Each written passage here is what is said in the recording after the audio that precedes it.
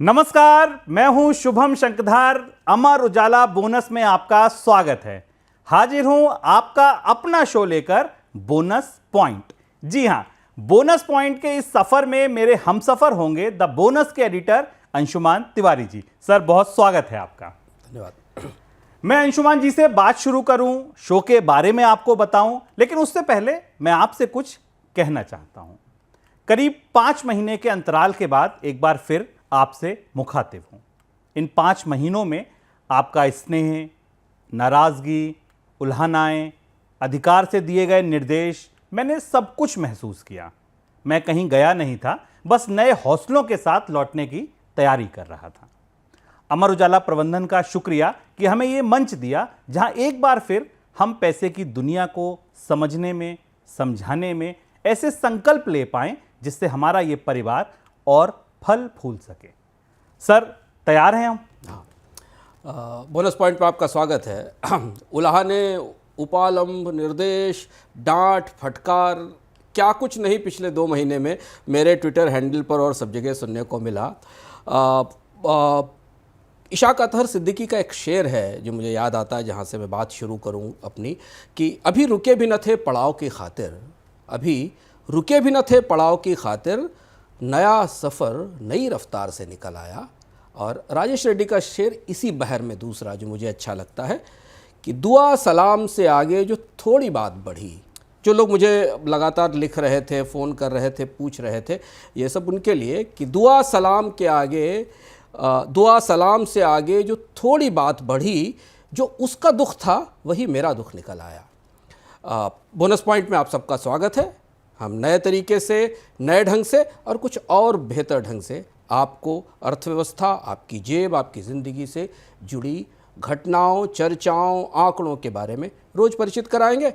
आपके सवाल सुनेंगे, हमेशा की तरह आपकी शिकायतें सुनेंगे, आपकी प्रतिक्रियाएं सुनेंगे और सुनेंगे आपके सुझाव, जिन्हें हम कार्यक्रम में नियमित लगातार शामिल करते रहेंगे। देखिए, ये झलकियां हैं उस प्रेम की, उस स्नेह की जो हम पर बरसी बीते 5 महीनों में।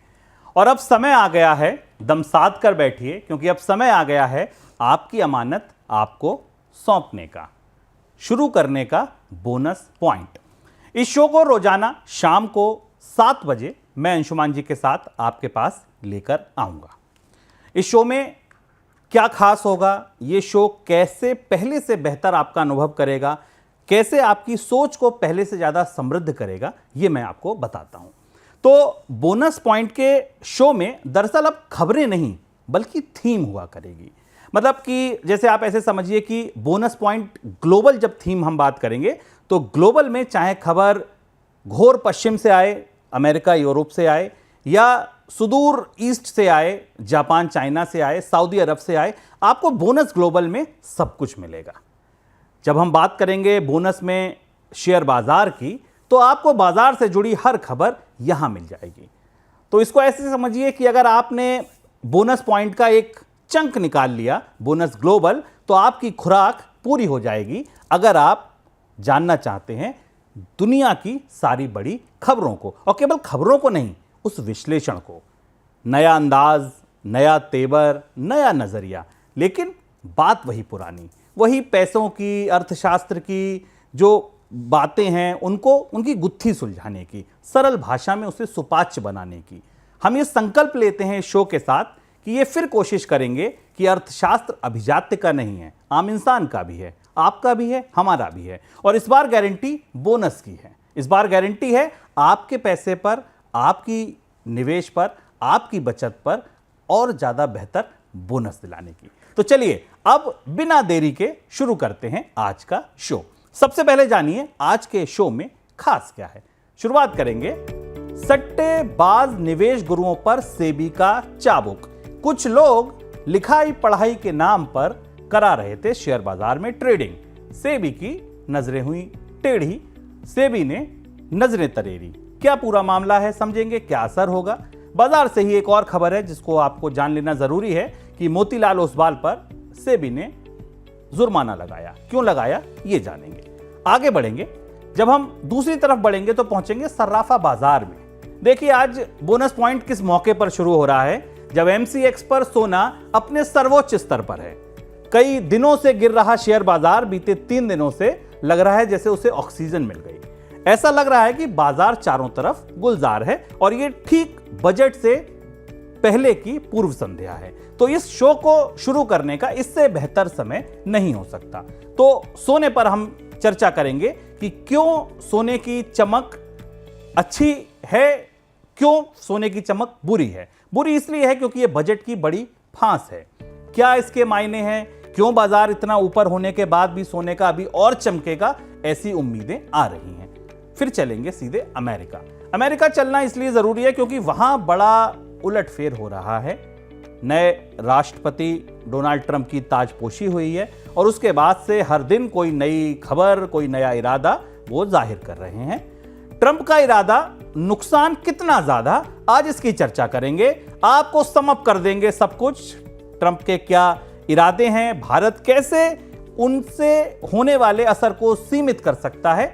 और क्योंकि अमेरिका में ही होंगे तो डीप सीक की भी चर्चा कर लेंगे, क्योंकि वहां जो इस समय एआई कंपनियों को पसीने आ रहे हैं उसकी बड़ी वजह डीप सीक क्या है, इतनी चिंता क्यों है भाई, ये भी समझेंगे अंशुमान जी से आज डीप सीक में। और फिर चलेंगे सीधे दिल्ली वित्त मंत्रालय और समझेंगे बजट में क्या है, बजट को लेकर क्या कुछ उम्मीदें, क्या कुछ पृष्ठभूमियां तैयार हुई हैं बीते कुछ समय में, अर्थव्यवस्था क्या बता रही है, बाजार क्या बता रहा है। बजट की नब्ज पर उंगली रखेंगे अंशुमान जी के साथ। बजट की डगर सैकड़ों अगर मगर, तो ये तमाम आज खबरें हैं, ये तमाम आज थीम हैं जिन पर चर्चा होगी। शुरुआत पहली स्टॉक मार्केट की खबर के साथ। स्टॉक मार्केट की पढ़ाई के नाम पर शेयर टिप्स देने वाले फाइनेंशियल इन्फ्लुएंसर्स के खिलाफ कैपिटल मार्केट रेगुलेटर सेबी ने सख्ती की है। सेबी ने कहा है कि स्टॉक मार्केट की पढ़ाई के लिए फाइनेंशियल इन्फ्लुएंसर स्टॉक मार्केट के लाइव डेटा का इस्तेमाल नहीं कर सकते। उन्हें 3 महीने पुराना डेटा इस्तेमाल करने की अनुमति होगी। कई फाइनेंशियल इन्फ्लुएंसर स्टॉक मार्केट की पढ़ाई के नाम पर लाइव प्राइस डेटा का इस्तेमाल कर रहे थे, जिसके बाद सेबी ने यह कदम उठाया है। सर, किसी को लिखना, पढ़ना सिखाना, पढ़ाना सिखाना कोई बुरी बात नहीं है, सेबी को इतना परहेज क्यों है? ये शिक्षा और पढ़ाई थोड़ी पेचदार है और सेबी पिछले 6 महीने से 7 महीने से फिनेंशियल इन्फ्लुएंसर्स पर अलग अलग तरीके से सख्ती कर रही है। ये मामला थोड़ा समझने जैसा है। आप, हम या तमाम लोग जो वित्तीय जानकारी के लिए सीखने की कोशिश करते हैं, उन्हें बहुत सारे लोग अपने कोर्सेज में शामिल कराने के लिए, पढ़ाई के लिए आमंत्रित करते हैं। उस पर एक फ़ीस भी ली जाती है। सेबी को पता चला कि दरअसल वो पढ़ाई कहीं ना कहीं सट्टेबाजी सिखाने की या बाजार में ट्रेडिंग सिखाने की वर्कशॉप बन गई थी। तो बताया तो ये जाता था कि निवेश का तरीका सीखें, लेकिन उसी बीच में आपको शेयर के टिप्स दिए जाते थे, उसी बीच में आपको लेवल्स बताए जाते थे, उसी बीच में आपको ये बताया जाता था कि कौन सा शेयर तथाकथित तौर पर कितने दिनों में 2 गुना या तिगुना मुनाफा देगा। और ये बात सेबी को ने निवेशकों के हित में रोकने का आदेश दिया है। और इस आदेश में ये कहा गया है कि कोई भी क्लासरूम या निवेश सिखाने की कोई भी वर्कशॉप या कोई पाठशाला स्टॉक मार्केट के लाइव ट्रेडिंग की एनालिसिस नहीं करेगी। यानी अगर आप किसी ऐसे प्रोग्राम को ज्वाइन कर रहे हैं या वहाँ पढ़ रहे हैं, तो आप ध्यान रखें, अगर वहाँ लाइव डेटा दिख रहा है तो उस सेबी की दृष्टि से अनुमन्य नहीं है, वो प्रतिबंधित है। और इसके साथ उसमें सेबी ने एक और इस फैसले में ये कहा है कि कोई भी सेबी की रजिस्टर्ड इंटरमीडियरीज, वो कौन होती हैं, जैसे ब्रोकरेज हाउसेज हैं, जैसे म्यूचुअल फंड कंपनीज हैं, या जो रजिस्टर्ड एडवाइजर्स हैं, वो भी किसी फिनेंशियल इन्फ्लुएंसर्स के साथ काम नहीं कर सकेंगी। यानी वो अपने प्रोग्राम में रजिस्टर्ड इंटरमीडियरीज किसी फिनेंशियल इन्फ्लुएंसर्स को बुलाकर अपने यहाँ निवेशकों को सलाह नहीं दिला सकेंगी। और ये बात तो अब धीमे धीमे, अगर आप पिछले 1 साल के घटनाक्रम को देखें तो धीमे धीमे फिनेंशियल इन्फ्लुएंसर्स की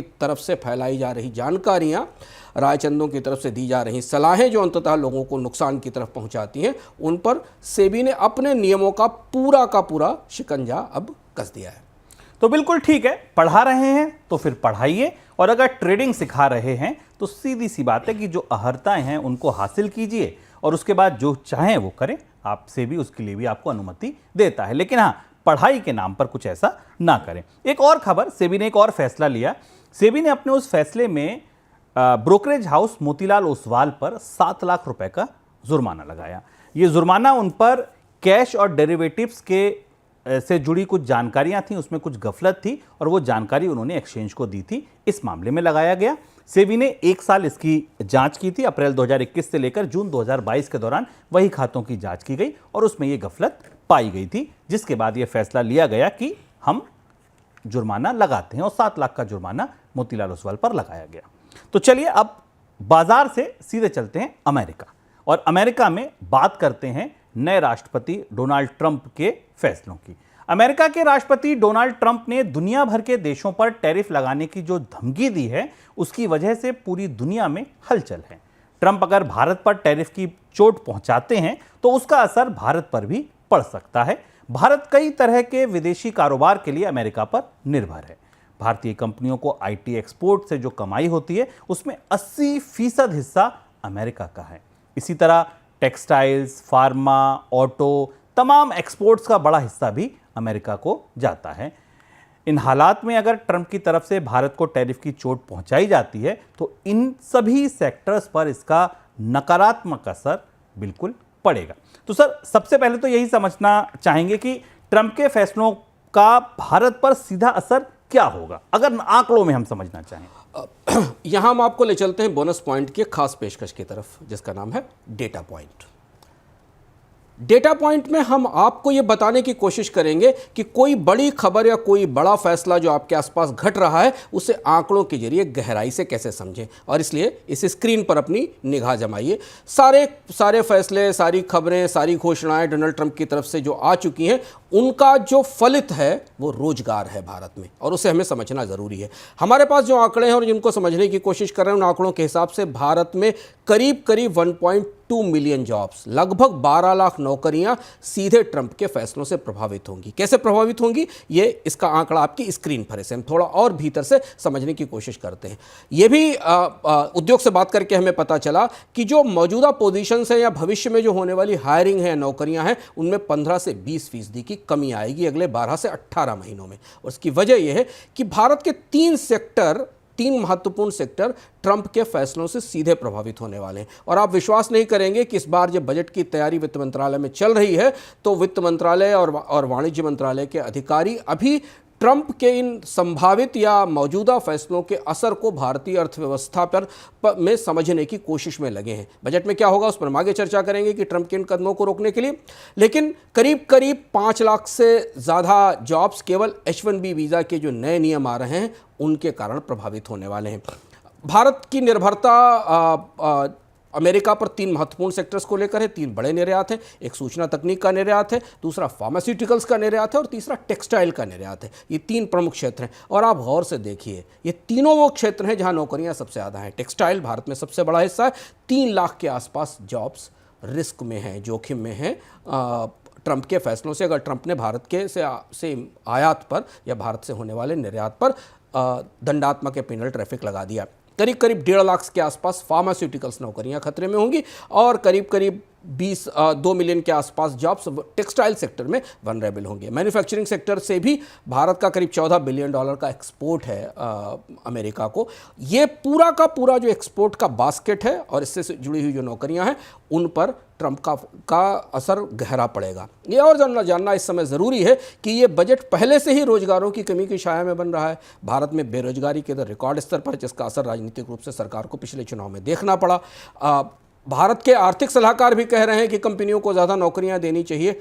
उसी के बीच बेरोजगारी की एक नई बाढ़, ये बेरोजगारी का एक बड़ा असर अमेरिका में डोनाल्ड ट्रंप के फैसलों से हमें दिखाई दे रहा है। बाजार के लोग चर्चा में कह रहे हैं कि अगर ये सारे फैसले इसी तरह से लागू हुए तो रोजगार की दृष्टि से छोटा मोटा कोविड जैसा असर भारत के कई महत्वपूर्ण क्षेत्रों पर दिखाई देगा।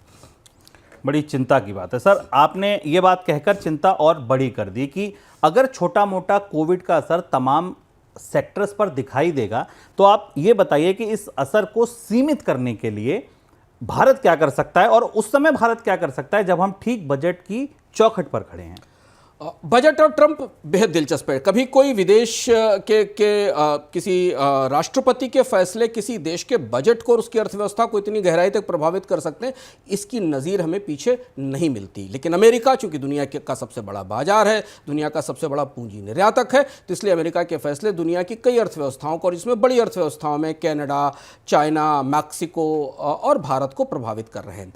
अब यहाँ जो दुविधा है सरकार के भीतर, बजट पर ट्रंप का क्या असर होगा, इसमें बजट में चर्चा में बात करेंगे। खासतौर से कस्टम ड्यूटीज़ के संदर्भ में हम आपको समझाने की कोशिश करेंगे कि सरकार इसके लिए क्या कर सकती है। पर कूटनीतिक स्तर पर भीतर भीतर दिल्ली के साउथ ब्लॉक के गलियारों में तमाम कोशिशें चल रही हैं। आने वाले दिनों में भारतीय प्रधानमंत्री नरेंद्र मोदी की डोनाल्ड ट्रंप से मुलाकात होनी है और उस मुलाकात में कुछ ऐसा पेश करने की कोशिश की जाएगी जिसका असर कम किया जा सके। विकल्प कम है। डोनाल्ड ट्रंप आक्रामक हैं। 2018 का दौर याद करिए जब उन्होंने भारत से निर्यात पर ड्यूटी लगाई थी। याद करिए डोनाल्ड ट्रंप ने WTO में भारत की निर्यात स्कीमों पर मुकदमा किया था। भारत को मुकदमा हारना पड़ा था और उसके बाद ही सरकार की तरफ से ये इंसेंटिव स्कीम आई थी जिसके तहत सरकार बजट से कंपनियों को निवेश के लिए पैसा देती है। तो अमेरिका और भारत के बीच व्यापार रिश्ते डोनाल्ड ट्रंप के दौर में भी बहुत अच्छे नहीं रहे हैं, बेहद खींचतान भरे रहे हैं। इसका एक पूरा इतिहास मौजूद है। यहां सरकार के पास एक विकल्प है जो जिन लोगों से मैं बात करके समझ पा रहा हूं। भारत इन टैरिफ की मार से बचने के लिए एक ही विकल्प चुन सकता है कि भारत अगली यात्रा में अमेरिका के साथ किसी ट्रेड डील पर बात करना शुरू करे, किसी व्यापार समझौते पर बात करना शुरू करे। यदि डोनाल्ड ट्रंप भारत के साथ कोई व्यापार संधि करने पर राजी हो जाते हैं, चर्चा पिछली सरकार के दौर से भी थी, उससे पिछली सरकार के दौर से भी थी। हालांकि डोनाल्ड ट्रंप ट्रेड डील के बहुत समर्थक नहीं है, बहुत पैरोकार नहीं है। डोनाल्ड ट्रंप ट्रेड डील्स को बहुत पसंद नहीं करते हैं। लेकिन भारत अगर अपने टेक्सटाइल, फार्मास्यूटिकल और IT निर्यात को इस ट्रंप टैरिफ की के असर से बचाना चाहता है तो उसे अमेरिका को किसी न किसी तरीके के व्यापार समझौते के लिए, किसी ट्रेड डील के लिए, वो FTA होगा, लिमिटेड ट्रेड डील होगी, इसके लिए राजी करना होगा। तो अगर आने वाले समय में आपको भारतीय पक्ष की तरफ से ट्रेड डील की चर्चाएं सुनाई पड़े तो आप चौंकिएगा नहीं, क्योंकि बोनस पॉइंट में हमने आपको बताया है कि भारत की तरफ से ये पेशकश शायद अमेरिका की या डोनाल्ड ट्रंप की मेज तक जा सकती है। आगे बढ़ते हैं। अमेरिका पहुंचे तो डीप सीक पर बात करना तो लाजमी है, क्योंकि यहां इन दिनों हवा में दरअसल डीप सीक की चर्चा है। डीप सीक के आने से अमेरिका के पूरे IT सेक्टर में, टेक्नोलॉजी सेक्टर में दरअसल हड़कंप मचा हुआ है। कंपनियों को पसीने आ रहे हैं। क्या वजह है सर, इतना बड़ा चैलेंज दरअसल डीप सीक को माना क्यों जा रहा है? ठीक है, एक महंगी चीज़ बन रही थी, बड़ी चीज़ बन रही थी, उसकी हवा थी, उसका एक सस्ता वर्जन आ गया, एक चाइनीज़ वर्जन आ गया, यही तो हो गया। तो इतनी घबराहट क्यों है? ये बात इतनी सहज नहीं है। ऐसा नहीं है कि किसी खिलौने को जिसको अमेरिका में बनाया जा रहा था उसको चीन ने सस्ते में बना लिया, या किसी लैपटॉप या कंप्यूटर को चीन में बनाया जा रहा था जिसे सस्ते में बना लिया। आर्टिफिशियल इंटेलिजेंस को लेकर पश्चिम की दुनिया में, यूरोप और अमेरिका में माना जा रहा था कि दुनिया की काफ़ी बड़ी और भविष्य की तकनीक है, इसमें भारी निवेश होता है और कंपनियों ने बड़ा निवेश भी किया था इसमें।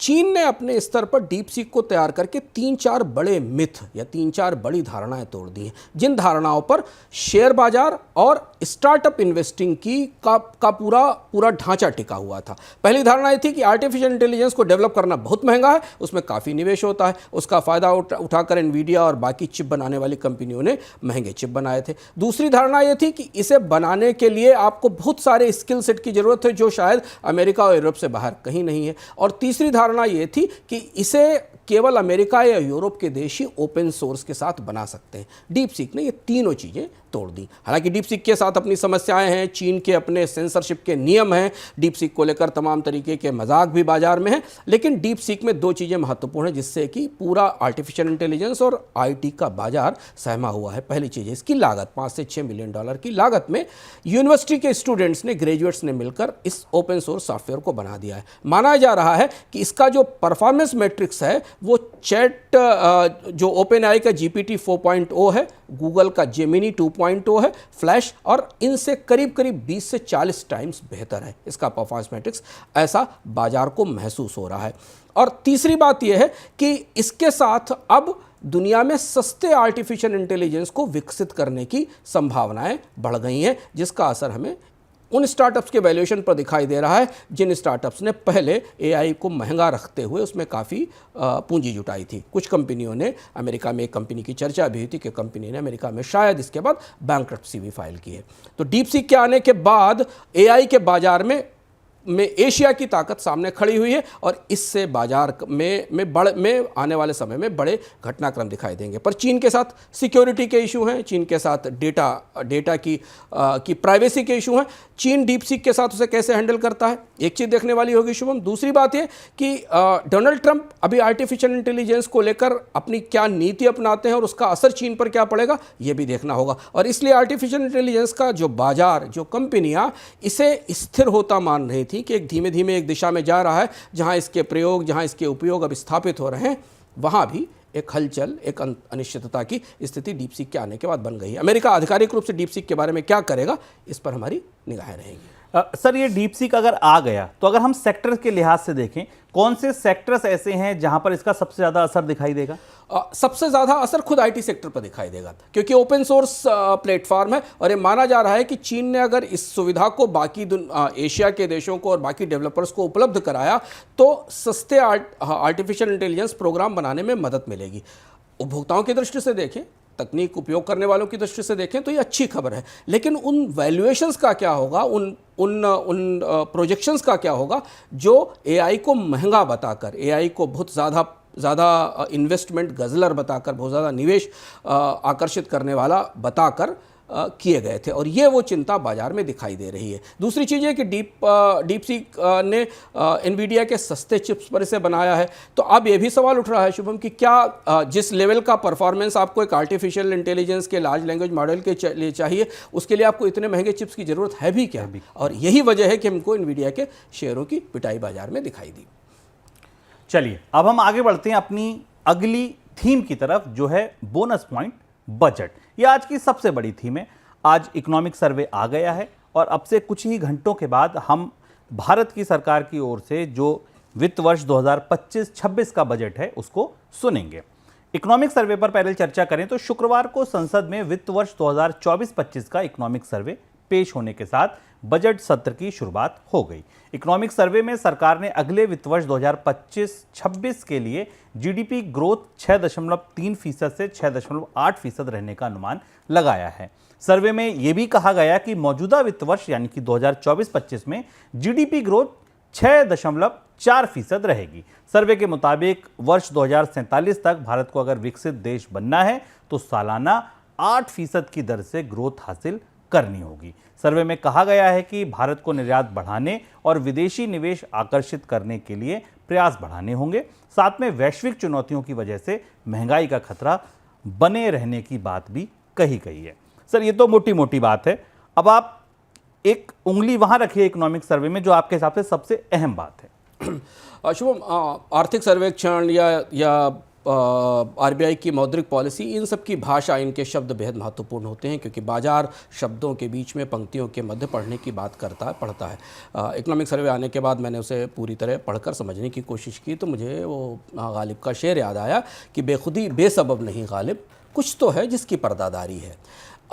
अब भाषा, इकोनॉमिक सर्वे की भाषा बैलेंस्ड ग्रोथ की बात कर रही है। ये कह रही है कि 8% की विकास दर लगातार 10 साल तक चाहिए, तब भारत विकसित अर्थव्यवस्था बनेगा।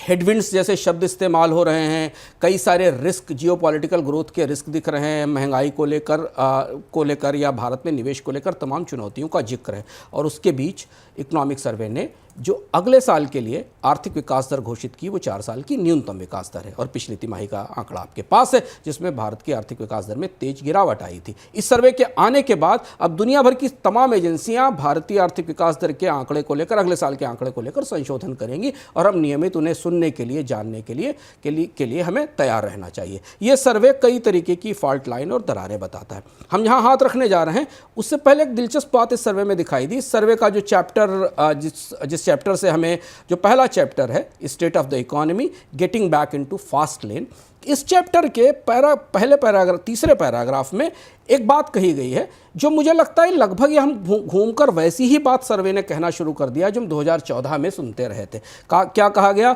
भारत को अपनी ग्लोबल कम्पिटिटिवनेस बढ़ानी होगी। ये बात तो हम कितने सालों से सुनते चले आ रहे हैं कि भारत को अपनी ग्लोबल कम्पिटिटिवनेस बढ़ानी होगी। ग्रास रूट लेवल पर स्ट्रक्चरल रिफॉर्म्स करने होंगे। इसका मतलब यह है कि रिफॉर्म्स की कमी महसूस कर रहा है सर्वे, बड़े सुधारों की कमी महसूस कर रहा है। और तीसरी बात यह कहा है कि भारत को अपने मीडियम टर्म यानी मध्यम अवधि में अगले 5 से 7 साल के ग्रोथ की संभावनाओं को बढ़ाना होगा। और इसीलिए ये नए लक्ष्य आ गए कि अब आपको 8% की विकास दर भारत को चाहिए 10 साल तक। बहुत बड़ा लक्ष्य है, 10 साल तक 8% की विकास दर के लिए निवेश, संसाधन, एनर्जी, बहुत सारे फंड्स की ज़रूरत है। और वो ये लक्ष्य अब भारत की आर्थिक विकास दर के लक्ष्यों को थोड़ा आगे खिसका देता है। पर हम जहां हाथ रख रहे हैं वहां हम फिर आपको ले चलते हैं बोनस पॉइंट की उस खास पेशकश की तरफ जिसका नाम है डेटा पॉइंट, और वो नब्ज़ है भारत में घटती खपत या घटता कंजम्पशन। बहुत सारी कहानियाँ, बहुत सारी चर्चाएं हमारे सामने होती रही, आती रही हैं, लेकिन हम आपको यहाँ कंजम्पशन की जो पूरी गिरावट है, भारत में खपत क्यों टूट रही है, कहाँ टूट रही है और क्यों उसका असर इस आर्थिक सर्वेक्षण पर दिखाई पड़ा और सरकार को अपने विकास के लक्ष्य आगे बढ़ाने पड़े, उसके भीतर ले चलते हैं। अब जरा ध्यान से आपकी स्क्रीन पर जो चार्ट है उसे देखिए, और मैं कहूँगा कि इस चार्ट को थोड़ी देर रोका जाए जिससे कि हम इसे बता सकें। टू व्हीलर्स की कैटेगरी भारत में रूरल और सेमी अर्बन एरिया में मांग की सबसे बड़ी संकेत होती है। आंकड़ा आप देख लीजिए 2023 की तुलना में 2024 में, या इस आंकड़े के हिसाब से दिसंबर तक तो नेगेटिव में ग्रोथ थी। पैसेंजर व्हीकल्स की ग्रोथ देख लीजिए, कारों की बिक्री देख लीजिए। अभी हमने भारत में इतना बड़ा ऑटो शो देखा, पर आंकड़े कुछ और बताते हैं ऑटोमोबाइल बाजार के। कमर्शियल व्हीकल की सेल्स देख लीजिए और कुल ऑटो सेल्स देख लीजिए। यही वजह है कि इकोनॉमिक सर्वे ने भारत में डिमांड की कमी और मांग की कमी को खुलकर रेखांकित किया। इकोनॉमिक सर्वे ने ईमानदारी के साथ ये बात इसमें लिखी है। हम अगले चार्ट की तरफ चलते हैं जो हमें भारत में आर्थिक सुस्ती का या कंजम्पशन में गिरावट का अगला हिस्सा बताएगा। अब आप देखिए डेटा पॉइंट में कंपनी एफएमसीजी कंपनियों की कमाई, ये बात भी, इस बात का भी जिक्र कहीं ना कहीं परोक्ष रूप से इकोनॉमिक सर्वे में दिखता है। क्वार्टर थर्ड में, तीसरे क्वार्टर में कंपनियों ने अपनी दामों में बढ़ोतरी की थी 8 से 10% की। इसके बाद भी रेवेन्यू में, राजस्व में गिरावट आई है। अगर आप शेयर बाजार को करीब से देख रहे हैं, कंपनियों के नतीजे देख रहे हैं, तो पिछली तिमाही के नतीजों का आंकड़ा जाकर देख लीजिए, उसमें इसका असर हमें साफ दिखाई दे रहा है। यानी एफएमसीजी कंपनियां खपत की दृष्टि से जहां से खपत आनी चाहिए थी वहां कीमतें बढ़ाने के बाद भी उन्हें अब उतनी डिमांड मिलती नहीं दिख रही है, और यही वजह है कि अगले साल के आर्थिक विकास दर के आकलन में कमी की गई है। अब हम चलते हैं तीसरे आंकड़े पर, जहां से सरकार के आने वाले बजट में और खर्च का एक बड़ा हिस्सा निर्धारित होगा। वो आंकड़ा है जीएसटी का। जीएसटी के आंकड़े को करीब से देखिए। जीएसटी का रन रेट अप्रैल के बाद से लगातार गिर रहा है। अप्रैल में जीएसटी ने अपना लास्ट रिकॉर्ड छुआ था और उसके बाद से आप हर महीने दर महीने जीएसटी के संग्रह में गिरावट आ रही है। यह घटती खपत का संकेत है, जबकि जीएसटी के दरों में कोई कमी या में बदलाव नहीं किया गया है। इसके बाद भी जीएसटी की गिरावट सरकार के राजस्व पर दबाव बना रही, और इसलिए आने वाले बजट से अगर आप बहुत ज़्यादा उम्मीदें रखते हैं और इस आंकड़े की रोशनी में देखें तो वित्त मंत्री के हाथ बंधे होंगे, क्योंकि उनकी रेवेन्यू का जो सबसे बड़ा इंजन था वो भी इस साल धीमा पड़ रहा है, जिसने कि पिछले 2-3 साल में सरकार को रिकॉर्ड रेवेन्यू दिया था। बल्कि आंकड़े बताते हैं कि भारत में खपत से मिलने वाला जो रेवेन्यू है वो इनकम से मिलने वाले रेवेन्यू से ज़्यादा हो गया है। सर, जीडीपी ग्रोथ अगर हम देखें तो वो भी क्या यही दर्शा रही है जो बात आपने कही, वो इसी बात को और बल दे रही है? हाँ, और इसीलिए जीडीपी के आंकड़े को अगर आप करीब से देखें तो अगले साल के आंकड़े में जो गिरावट दिख रही है, 4 साल का न्यूनतम स्तर है, वो दिख रहा है। इकोनॉमिक सर्वे को अगर आप पंक्तियों के मध्य पढ़ें तो इकोनॉमिक सर्वे कोई खुलकर मांग बढ़ाने के सुझाव या उपाय नहीं देता है। लेकिन अगर आप क्वार्टरली गिरावट देखें और जीडीपी की रोशनी में देखें तो आप पहले क्वार्टर की विकास दर घटते घटते चौथे क्वार्टर की विकास दर घटते घटते दूसरे क्वार्टर में 5.4% पर आ जाती है। अब यहाँ सर्वे में दुविधा साफ दिखती है। इकोनॉमिक सर्वे को अगर आप गहराई से पढ़ें तो लगता है कि इकोनॉमिक सर्वे के पास अभी कोई ऐसा सूत्र नहीं है जिससे अचानक ही टूटी हुई मांग, अचानक टूटी हुई खपत को रिवाइव किया जा सके। इसलिए इस बजट का संदर्भ बैकड्रॉप काफ़ी महत्वपूर्ण हो गया है। यहाँ एक चीज़ और मैं जोड़ना चाहूँगा, फिर हम अगले सवाल की तरफ चलते हैं। भारत के इकोनॉमिक्स एडवाइज़र ने पिछले दिनों एक चर्चा में ये कहा था, एक तरीके से उन्होंने अपना अफसोस जाहिर किया था कि कंपनियों के पास बहुत अच्छे मुनाफे हैं पर उन्होंने वेतन नहीं बढ़ाए हैं और इसलिए बाजार में डिमांड नहीं है। इस बात का रिफ्लेक्शन इकोनॉमिक सर्वे में दिखता है कि जो वेजेस हैं उनमें या लोगों की तनख्वाहों में, वेतन में उतनी बढ़ोतरी नहीं हुई है। फार्मल सेक्टर के रियल वेजेस, मैं आंकड़ा पढ़ रहा हूं आपके सामने, फार्मल सेक्टर के रियल वेजेस इन्फ्लेशन की 6.2% की इन्फ्लेशन की तुलना में केवल 3.1% बढ़े हैं। यानी महंगाई, आपकी ज़िंदगी जीने की लागत 6% के ऊपर की दर से बढ़ी है और औपचारिक क्षेत्र में, फॉर्मल सेक्टर में जो वेतन है, जो रोजगार, जो इनकम है, वो करीब 3.1% से बढ़ी है। इनफॉर्मल सेक्टर में तो वेजेस की ग्रोथ रेट और भी कम रही है, 2.3% रही है। और इसलिए जो रियल इनकम का ड्रॉप दिखाई दिया है, जो आंकड़ा आपके सामने दिखाई दे रहा है, ये जो रियल इनकम का ड्रॉप दिखाई दिया है, ये इकोनॉमिक सर्वे की सबसे बड़ी चिंता है कि खपत कैसे आएगी जब जेब में पैसा नहीं होगा।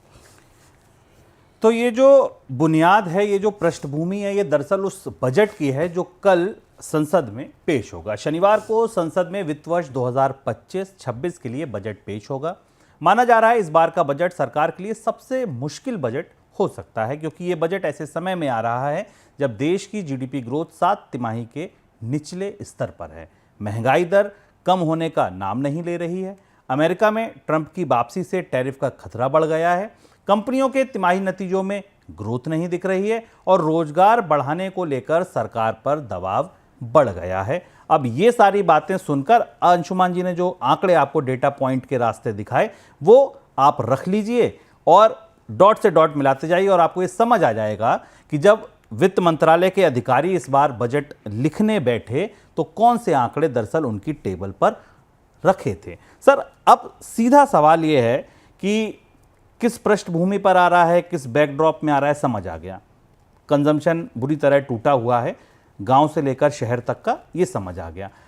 क्या बजट में इतनी फायर पावर, इतनी ताकत है, इतना विटामिन है कि वो अर्थव्यवस्था में उड़ेल दे और वहां से उसको कुछ ताकत मिल जाए और कंजम्पशन सुधर जाए?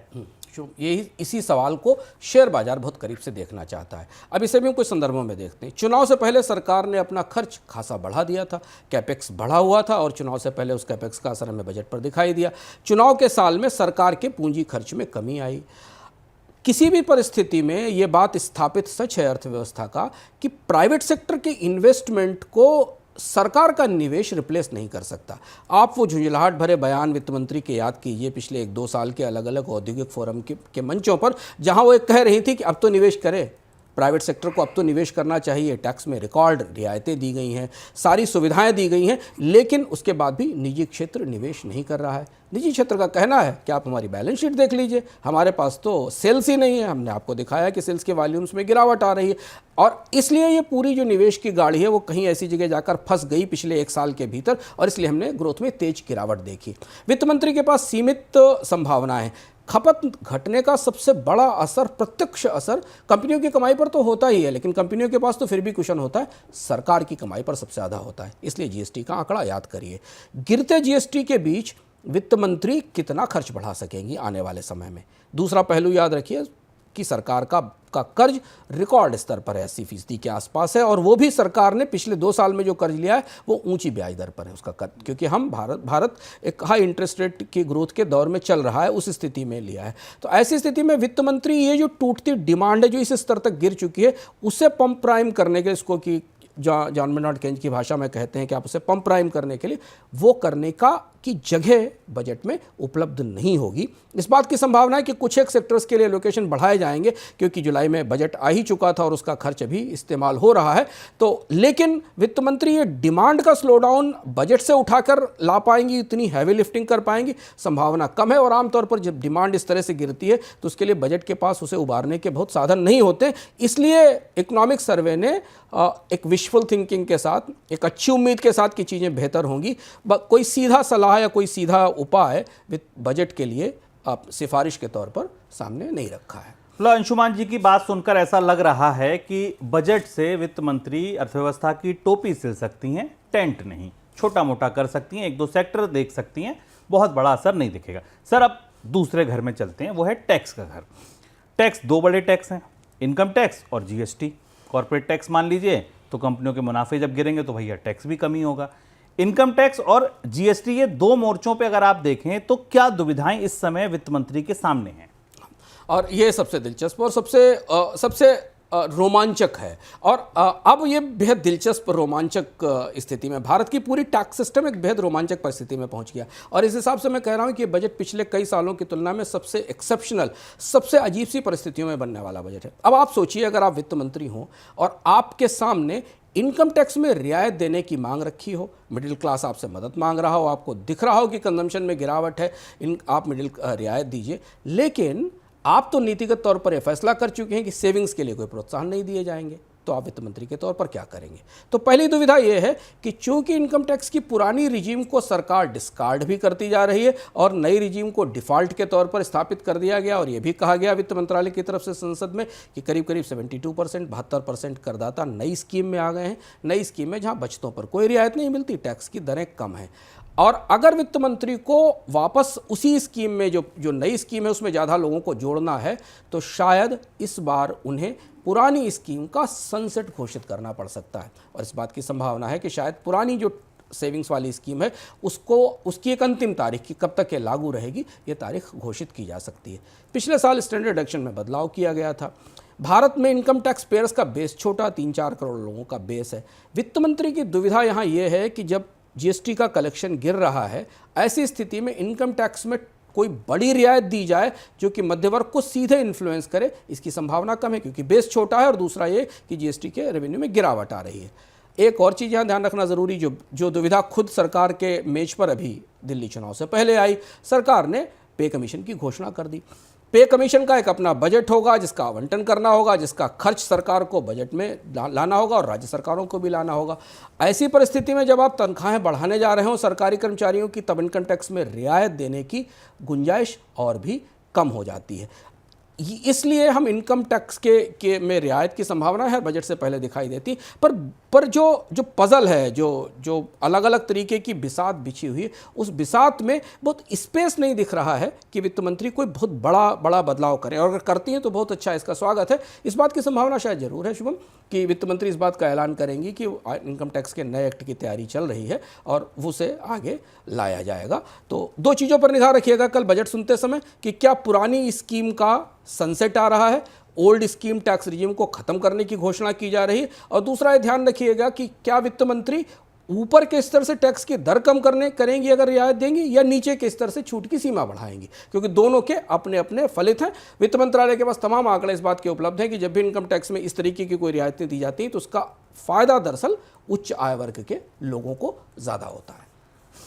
चलिए सर, अब लेकिन किस किस को देखिए और किस किस को छोड़िए। ट्रंप साहब के लिए क्या करेंगे बजट में? उनकी भी तो झोंक रोकनी है जो वो पूरे टैरिफ लेकर आ रहे हैं। आपने कहा था कि बजट में क्या उनके लिए कुछ ऐसे संसाधन होंगे जो वहाँ भी लगाए जाएंगे? इनडायरेक्ट टैक्स में हम जीएसटी और कस्टम्स को समझते हैं, जहां आने वाले समय में क्या हो सकता है। जीएसटी का मामला बुरी तरह उलझ गया है। देखिए, अभी जीएसटी में बीमा पर टैक्स रेट कम करने की बात थी, जो पिछली जो जीएसटी काउंसिल की बैठक थी उदयपुर में, उसमें कोई फैसला नहीं हो पाया।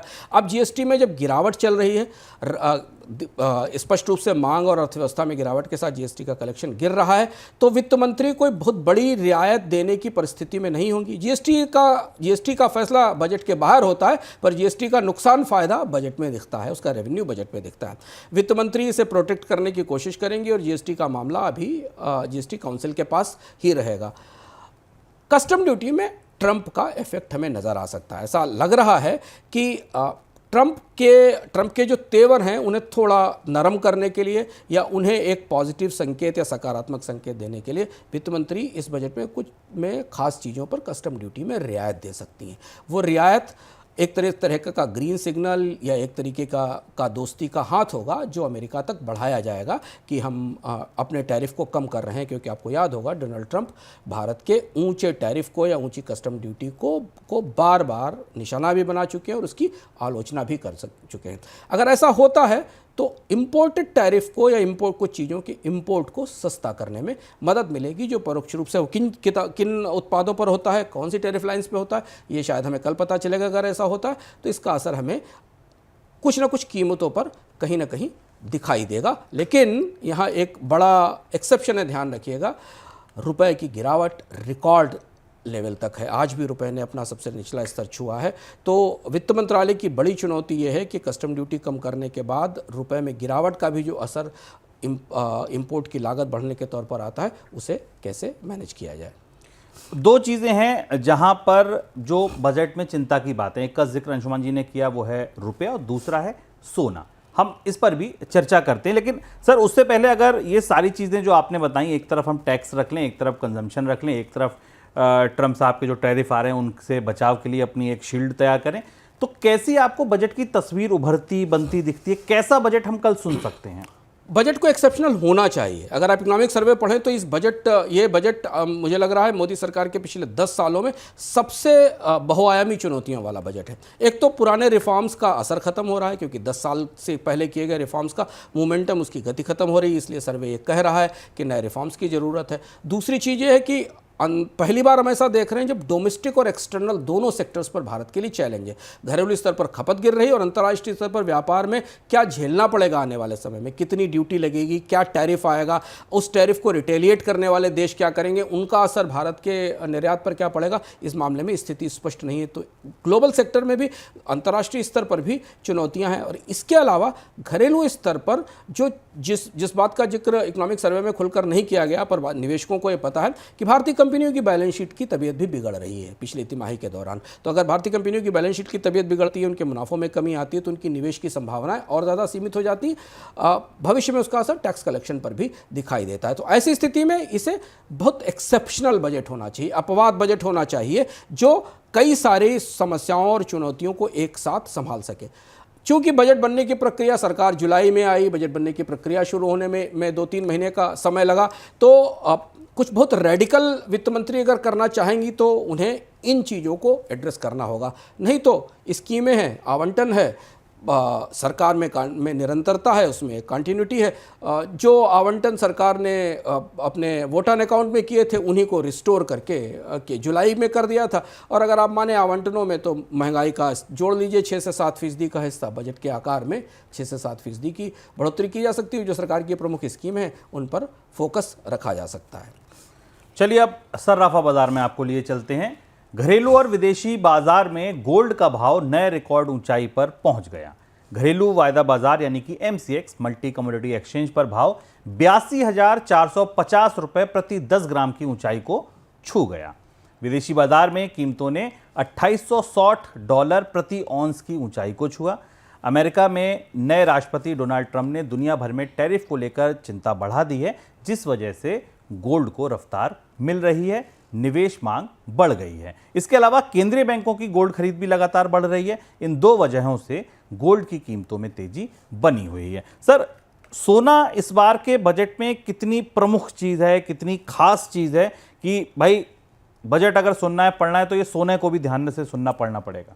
सोना इस बजट की सबसे बड़ी फांस है। और इसे बहुत करीब से समझना जरूरी है, क्योंकि सोने का असर अब तो बैंकों की बैलेंस शीट पर पड़ता है, क्योंकि बैंक खरीद रहे हैं, जैसा शुभ हमने आपको बताया, बैंकों ने रिकॉर्ड बाइंग की, और सरकार की नीतियों पर और बाकी खपत पर भी पड़ता है। आपको याद होगा जुलाई के बजट में वित्त मंत्री ने गोल्ड पर इंपोर्ट ड्यूटी घटा दी थी, 15 से 6% कर दी थी। ऐसा इसलिए किया गया था क्योंकि अमीरात से जो सस्ता गोल्ड आ रहा था FTA के जरिए उसका असर सीमित किया जा सके। तो सरकार 6 महीने पहले, 8 महीने पहले गोल्ड इंपोर्ट को डिस्करेज कर रही थी। ये कह रही थी कि भारत से सोने का आयात कम होना चाहिए, क्योंकि इसमें विदेशी मुद्रा खर्च होती है। लेकिन FTA ने, जो अमीरात के साथ FTA हुआ, उसने गोल्ड के इंपोर्ट की पूरी तस्वीर बदल दी। और ये मई 2022 में समझौता हुआ था, और इसके बाद सरकार, भारत ने आमतौर पर अमीरात से आयात में उस समझौते में करीब 90% निर्यातों को रियायत दी गई थी। और इसमें 160 टन सोना 1% ड्यूटी पर, और उसके बाद कितना भी सोना 7% ड्यूटी पर लाने की छूट थी। इसका असर ये हुआ कि भी आपने ताजे एक्सपोर्ट के आंकड़े देखे होंगे, जिनमें भारत का गोल्ड इंपोर्ट इतना ज़्यादा बढ़ गया और व्यापार घाटा इतना बढ़ा कि सरकार को उन आंकड़ों पर खुद ही सवाल उठाना पड़ा, और फिर उन आंकड़ों को करेक्ट किया गया, ठीक करने की कोशिश की गई। इस बीच सोने की महंगाई रिकॉर्ड ऊंचाई पर है, इसलिए सरकार को अपनी सबसे सुहानी, सबसे अच्छी, सबसे चमकदार स्कीम सॉवरेन गोल्ड बॉन्ड से किनारा करना पड़ा। और सॉवरेन गोल्ड बॉन्ड की नई सीरीज जारी नहीं हुई, और इस बात की संभावना है कि वो स्कीम दोबारा नहीं आएगी, क्योंकि सरकार ने जब सॉवरेन गोल्ड बॉन्ड में जिस लेवल पर लोगों को प्रवेश कराया था, वहां से अब सोने की कीमतें खासी ऊंचाई पर जा चुकी हैं। इस स्थिति में गोल्ड पर निगाह रखिएगा कि क्या सरकार गोल्ड पर जो घटाई गई इंपोर्ट ड्यूटी उसे वापस लाती है, यानी गोल्ड के इंपोर्ट को महंगा करती है जिससे कि विदेशी मुद्रा भंडार पर असर कम हो, या उसे यथास्थिति में छोड़ देती है, या एफटीए के साथ, खास तौर से अमीरात के एफटीए के नियमों में किसी बदलाव का संकेत देती है। कोशिश इसकी जरूर हुई थी, बल्कि इस तरह की भी चर्चाएं थी कि इस निर्यात से जो अलग अलग रिसर्च आए थे उस हिसाब से माना जा रहा था कि जो यूएई का सीपा था जिससे सोने चांदी का मुफ्त आयात हुआ था, 2024 में सरकार को उससे करीब 63,000 करोड़ रुपए के रेवेन्यू का लॉस हुआ था, क्योंकि जो सोना 6% 15% पर आ रहा था वो सोना वहाँ से 1% ड्यूटी पर आ रहा था। तो सोना सबसे बड़ी ग्रंथि है, सोना सबसे बड़ी उलझन है इस बजट की, और हमें करीब से देखना होगा। कल हम आपको बताएंगे कि सोने पर हुआ दरअसल क्या, बजट की पंक्तियों के मध्य, घोषणाओं के मध्य सरकार ने सोने को लेकर क्या नीति बदली। बहरहाल बाजार की दृष्टि से सोना चमक रहा है और उसकी चमक सरकार के बजट की आंखों में चुभ रही है। अब देखिए, सोने पर चिंता हो भी क्यों ना, नया बॉन्ड, सॉवरेन गोल्ड बॉन्ड इसलिए नहीं लाए कि कितना महंगा कर्ज लें। भाई सॉवरेन गोल्ड बॉन्ड एक तरह से कर्ज ही है, और नहीं लाते हैं तो इंपोर्ट बढ़ा जाता है, तो इंपोर्ट का बिल कैसे संभालें। तो आगे कुआं पीछे खाई जैसी स्थिति में सरकार दरअसल सोने पर फंस गई है। आगे बढ़ते हैं, रुपए का भी हाल जान लीजिए। रुपए के हाल बड़े बेहाल हैं। बजट से पहले भारतीय करेंसी रुपए में दबाव बढ़ गया है। अमेरिकी करेंसी डॉलर में आई तेजी की वजह से रुपया रिकॉर्ड निचले स्तर पर पहुंच गया। शुक्रवार को डॉलर का भाव 86.65 रुपए दर्ज किया गया। इसका मतलब यह है कि अगर आप अब $1 खरीदना चाहते हैं तो आपको अपनी जेब से 86.65 निकालने होंगे। यह रुपए का अब तक का सबसे निचला स्तर है। शुक्रवार को डॉलर इंडेक्स फिर से 108 के ऊपर पहुंच गया। सर, बजट से पहले ये टूटता लुढ़कता रुपया कितनी चिंता की बात है? रुपया तो ट्रंप के फैसलों के असर से टूट रहा है, और लगातार चूंकि ट्रंप टैरिफ बढ़ाने की तैयारी कर रहे हैं जिसका असर भारतीय बाजार पर पड़ रहा है। रुपए की कमजोरी को बढ़ाने में विदेशी निवेशकों की बड़ी भूमिका है। विदेशी निवेशक बजट से पहले और इससे पहले से लगातार रिकॉर्ड बिकवाली कर रहे हैं जिसका असर हमें दिख रहा है। तो रुपया वित्त मंत्री की दुविधा इस दृष्टि से कि अगर वो कमज़ोर होता रुपया, सरकार के लिए ऑयल का इंपोर्ट महंगा करता है। तेल पर हमने आज चर्चा नहीं की, हम अगले किसी कार्यक्रम में चर्चा करेंगे कि अगर रूस पर प्रतिबंध और सख्त होते हैं तो अंतर्राष्ट्रीय बाजार में कच्चे तेल की कीमतें बढ़ेंगी, जिसका असर भारत को कमज़ोर रुपए के साथ देखना पड़ेगा। तो एक दूसरा पहलू है। पर रुपए की गिरावट से रिजर्व बैंक की चिंता सबसे ज़्यादा है, क्योंकि रिजर्व बैंक पर यह दबाव है, अगर आप इकोनॉमिक सर्वे को पढ़ें तो उस पर यह दबाव है कि आने वाले समय में वो ब्याज दरों में कमी करे। लेकिन जिस तरह से करेंसी का डिवेल्यूएशन हो रहा है, भारतीय मुद्रा जिस तरह से अवमूल्यित हो रही, उस दृष्टि से रिजर्व बैंक के हाथ थोड़े से बंधे हुए हैं। लेकिन डॉलर इंडेक्स की 108 अंक की ऊंचाई के बाद रुपए में कोई रिकवरी की या रुपए में कोई वापसी की उम्मीद शायद सीमित है। आरबीआई थोड़ा बहुत दखल करके बाजार में रुपए की तेज गिरावट को रोकने की कोशिश करेगा, पर शुभम आप भी जानते हैं कि बाजार में जो प्रोजेक्शंस मिल रहे हैं वो रुपए में क्रमशः धीरे धीरे गिरावट की तरफ भी जा रहे हैं। और यही सोने को लेकर रिजर्व बैंक की दुविधा भी बढ़ी है। सोने की कीमतें अगर कम होती हैं तो दुनिया भर के केंद्रीय बैंकों का नुकसान होगा, क्योंकि उनके विदेशी मुद्रा भंडार में रखा हुआ सोना, उसका वैल्यूएशन कम होगा। और इसलिए भी ऐसा माना जा रहा है कि सोने की कीमतों में जल्दी कोई गिरावट या तेजी या किसी बड़ी गिरावट की संभावना नहीं है। तो ये आपको बजट का एक तरह से रेडी रखनर मिल गया कि जब आप 11 बजे टीवी के सामने वित्त मंत्री का भाषण सुन रहे हों तो तालियां पीटिए, टेबल बजाइए, कोई दिक्कत नहीं है। लेकिन ये ज़रूर देखिए कि सोने पर क्या हुआ, ये ज़रूर देखिए कि कंजम्पशन को सुधारने के लिए सरकार ने क्या किया, ये ज़रूर देखिए कि ट्रंप के टैरिफ से बचाव के लिए किन संसाधनों का उपयोग किया गया, क्योंकि यही सब कुछ आपकी रोजगार, आपकी जेब, आपकी जिंदगी पर असर डालेंगे। कल पूरे दिन आपको करना यह है, बजट भाषण भी सुनना हो तो आप हमारे साथ द बोनस के चैनल पर आइए। AU द बोनस हमारा हैंडल है, आप इसको तत्काल फॉलो कर लीजिए, सब्सक्राइब कर लीजिए। पहला काम तो ये कीजिए, और कल सुबह 10 बजे से लगातार आप हमारे साथ जुड़िए और बजट की हर छोटी बारीक चीज़ को समझिए। सारे कील कांटे हम आपके सामने दुरुस्त कर देंगे बजट के। बजट सुनाएंगे, फिर बजट आपको समझाएंगे। बजट जब लाइव चल रहा होगा, वित्त मंत्री आपको कोई घोषणा का ऐलान कर रही होंगी आपके समक्ष, तब हम बताएंगे कि इस घोषणा का असर क्या है। आपको पहली बार लाइव एनालिसिस बजट की हम देंगे। इसके साथ आपको दिन भर देश के सारे बड़े लोग सारे बड़े चेहरे जो बजट पर अपनी राय रख सकते हैं, चाहे वो टैक्स एक्सपर्ट हों, चाहे वो शेयर बाजार के दिग्गज हों, कमोडिटी मार्केट के दिग्गज हों, पर्सनल फाइनेंस एक्सपर्ट हों, सब सुबह से लेकर शाम तक यहां पर रहेंगे, द बोनस के चैनल पर रहेंगे। अंशुमान जी विश्लेषण करेंगे बजट को कुछ डिकोड करने में, कुछ उनके आंकड़ों को सुपाच्य बनाने में मैं भी मदद करूंगा। फिलहाल कल आप पूरे दिन हमारे साथ जुड़िए और आज ये पहला शो आपको कैसा लगा, क्या कुछ और हम बेहतर करें, अपनी प्रतिक्रियाएं, अपना प्रेम हमें संदेशों से जरूर भेजिए। सर, आप कुछ कहना चाहते हैं? बहुत बहुत आभार आप सबका। आप सबने इंतज़ार किया इस शो के लिए और हमने कोशिश की कि हम आपको नए तरीके से नई चीज़ों की जानकारी दे सकें और अब हमारा आपका साथ लंबा चलेगा। तलाशते हैं अभी हम सफ़र भी खोए हुए कि मंजिलों से उधर रास्ता बनाना है। आप सबका स्वागत है बोनस पॉइंट में। रोज़ जुड़िए, अपने सवाल, अपने प्रश्न ट्विटर पर, यूट्यूब पर भेजिए अपनी प्रतिक्रियाएं, भेजिए अपने सुझाव भेजिए। हम जितना बेहतर हो सकेगा आर्थिक जानकारियों को उतने बेहतर ढंग से आपके सामने लाने का प्रयास करेंगे। नमस्कार।